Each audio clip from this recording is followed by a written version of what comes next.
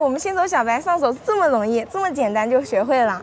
杜哥，我能自己一个人试着用这个万能表测量一下电容的好坏吗？可以啊，这个是一个指针式的傻瓜万用表啊，任何小白的话都可以用的，你可以试一下。那我试一下好吧？啊，正负极，换一下表笔，碰好以后依次碰到位，啊，你看我们美女测的多好，你看，刚才已经打到这里来了，现在慢慢的弹回来。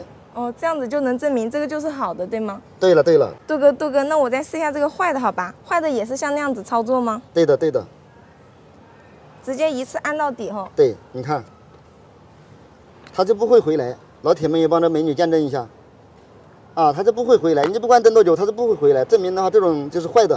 啊，杜哥，你教的这也好。啊，那行，那后面的话多多学习一下哈。好的。好。原来我们新手小白上手这么容易，这么简单就学会了。